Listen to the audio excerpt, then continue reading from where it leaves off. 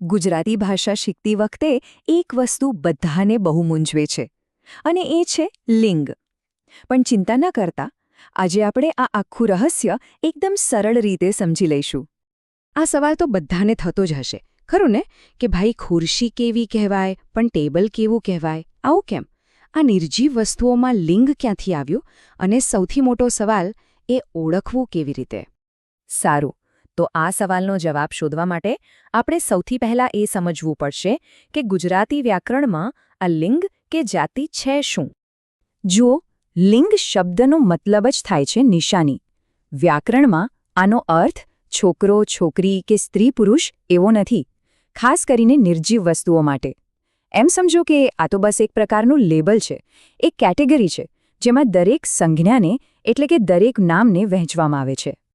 હવે સજીવ વસ્તુઓમાં તો આ સહેલું છે, બરાબર ને? સિંહ અને સિંહણ.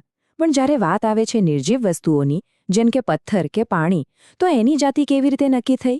તો એનો જવાબ છે પરંપરાથી. વર્ષોથી લોકો જે રીતે બોલતા આવ્યા એ જ રૂઢિ બની ગઈ. આ ઉદાહરણ જુઓ, કેટલું રસપ્રદ છે. અંગ્રેજીમાં જેને આપણે બુક કહીએ છીએ, એના માટે ગુજરાતીમાં 3 શબ્દો છે. અને મજાની વાત એ છે કે ત્રણેયની જાતિ અલગ અલગ છે. ગ્રંથ પુલ્લિંગ છે, ચોપડી સ્ત્રીલિંગ છે અને પુસ્તક નપુંસકલિંગ છે. બધું જ પરંપરા પર આધારિત છે. તો ચાલો હવે આપણે આ લિંગના 3 મુખ્ય પ્રકારોને જરા વિસ્તારથી સમજીએ. તો મૂળ વાત એ છે કે ગુજરાતી ભાષામાં 3 જ વ્યાકરણિક જાતિઓ છે. અને દુનિયાની કોઈ પણ સંજ્ઞા લઈ લો, એ આ 3માંથી એકમાં તો આવશે અને આવશે જ. પહેલો પ્રકાર છે પુલ્લિંગ.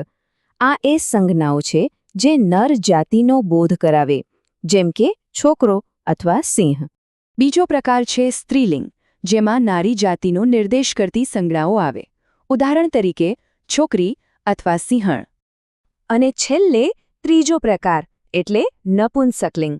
આ એ સંજ્ઞાઓ છે જે નર પણ નથી અને નારી પણ નથી, જેમ કે કોઈ નાનું બાળક હોય તો છોકરું અથવા તો ઝાડ. ચાલો, અત્યાર સુધી થિયરી તો સમજી લીધી, પણ હવે આવે છે સૌથી મહત્વનો અને મજાનો ભાગ, એ સરળ રીત જેનાથી કોઈ પણ શબ્દનું લિંગ ફટ દઈને ઓળખી શકાય. આને એક જાદુઈ ચાવી જ સમજી લો.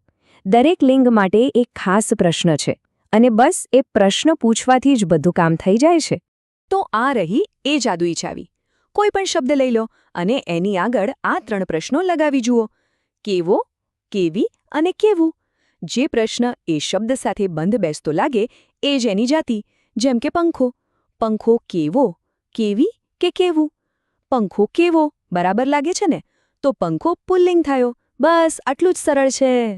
પણ શું લિંગનું કામ ખાલી વ્યાકરણના નિયમો પૂરતું જ સીમિત છે? ના, બિલકુલ નહીં. લિંગ બદલાવાથી શબ્દનો આખો અર્થ અને એનો ભાવ પણ બદલાઈ શકે છે. આ ઉદાહરણો જુઓ એટલે તરત સમજાઈ જશે. જ્યારે આપણે ઓરડો કહીએ છીએ, જે પુલ્લિંગ છે, ત્યારે મગજના એક મોટા રૂમનું ચિત્ર આવે છે. પણ જેવું આપણે ઓરડી કહીએ, જે સ્ત્રીલિંગ છે, તો તરત જ એક નાનકડી સુંદર રૂમનો ખ્યાલ આવે છે. એ જ રીતે દડો એટલે મોટો બોલ અને દડી એટલે નાની બોલ. એટલે કે પુલ્લિંગ કે નપુંસકલિંગ શબ્દો ઘણીવાર ભવ્યતા કે મજબૂતાઈ દર્શાવે છે, જેમ કે નગર, જ્યારે સ્ત્રીલિંગ શબ્દો કોમળતા કે સુંદરતાનો ભાવ લઈને આવે છે, જેમ કે નગરી. તો લિંગ શબ્દમાં એક અલગ જ ભાવ ઉમેરે છે. હવે પેલી કેવો, કેવી, કેવું વાળી રીત મોટા ભાગે કામ કરે છે, પણ વ્યાકરણ છે એટલે નિયમોની સાથે થોડા અપવાદો તો હોવાના જ છે. ચાલો એના પર એક નજર નાખીએ. ઘણીવાર શબ્દનો છેલ્લો અક્ષર પણ લિંગ ઓળખવામાં મદદ કરે છે. સામાન્ય રીતે ઓથી પૂરા થતા શબ્દો પુલ્લિંગ, ઈ કે આથી પૂરા થતા શબ્દો સ્ત્રીલિંગ અને ઊંથી પૂરા થતા શબ્દો નપુંસકલિંગ હોય છે.